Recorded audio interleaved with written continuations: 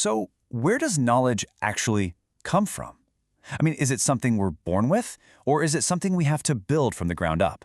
It's a huge question, one of the oldest in philosophy. And today, we're going to explore one of the most powerful answers out there: empiricism. Just think about that for a second. When a baby opens its eyes for the very first time, what is actually going on in there? Is there anything? Or is it all just a big, blooming, buzzing confusion of new sensations? Yeah, some philosophers, we call them rationalists. They've argued that we are born with some fundamental ideas already installed. Things like a basic moral compass or maybe even an inherent idea of a higher power. But what if that's all totally wrong? What if the mind at birth is more like a fresh sheet of paper with absolutely nothing written on it yet? And that's the big idea we're going to dig into today. Okay, so this brings us right to the heart of a major philosophical showdown. On one side, you have the rationalists, and on the other, the empiricists, led by thinkers like the brilliant John Locke. So here's the split. The rationalists believe that our own reason is the source of certain big truths that are kind of hardwired into our minds from day one. But the empiricists fire back with a really simple, powerful claim. Everything you know, I mean everything you can even think about, comes from one place and one place only: experience. You see, John Locke didn't just disagree with this whole innate knowledge thing. He launched a full-on assault. And his argument? It's super straightforward. First, he said if an idea is truly innate, then every single person must have it, no exceptions. Second, everyone must be aware that they have it. But then he drops the hammer with his big counterexample. And this is Locke's knockout blow. He basically points out that kids and people with severe cognitive disabilities clearly don't walk around thinking about complex logical principles like it's impossible for the same thing to be and not to be. So he argues if these ideas aren't truly universal, well, there's just no way they can be innate. So, okay, this leads to the crucial question. If the ideas aren't there from the start, where in the world do they come from? If the mind isn't preloaded with software, how does it get filled up with all the amazing, complex stuff we know? Locke's answer is captured in this classic quote. He asks us to imagine the mind as what he called a tabula rasa, which is just Latin for a blank slate. And everything that eventually gets written on it, every single idea, every character, comes from one single source: experience. Now, Locke says this experience comes in through two main channels. First, you've got sensation. That's all the raw data flooding in from the outside world through your five senses: the sight of the color yellow, the feeling of heat, the taste of something sweet. Then you've got reflection. This is the mind turning inward, looking at its own operations. And that's where we get ideas like thinking, doubting, or believing.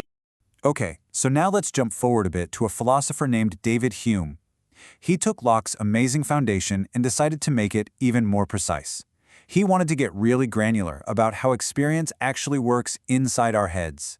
So Hume looks at everything happening in our minds and splits it all into two buckets, based purely on their intensity. He calls the first one impressions. These are the direct, vivid, forceful experiences you have right now, the actual feeling of warmth from a fire on your skin. The second bucket he calls ideas, which are just the faint, faded copies of those impressions, like the memory you have of that warmth hours later. This is the perfect way to think about it. Imagine you're at a live concert. The music is thumping, the lights are flashing, you can feel the bass in your chest. That is the impression. It's vivid, it's alive. Now think about your memory of that concert a month from now. It's just a pale, quiet echo of the real thing, right? That is the idea. Okay, but wait a second. This raises a big question.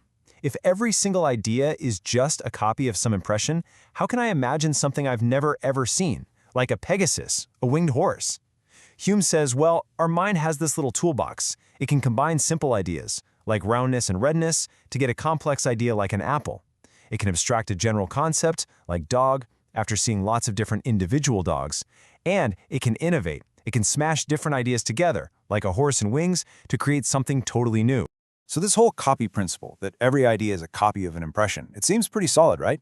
But what if you could find just one idea that didn't come from a direct experience?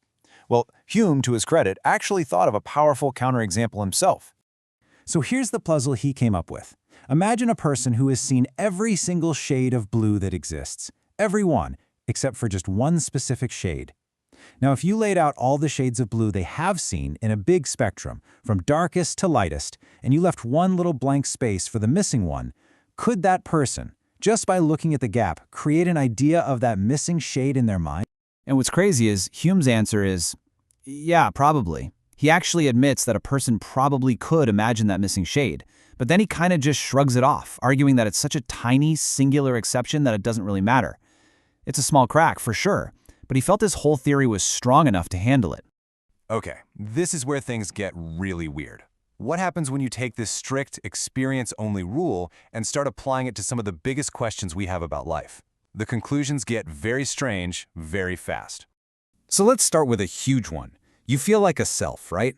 A single, continuous person that's been you your whole life.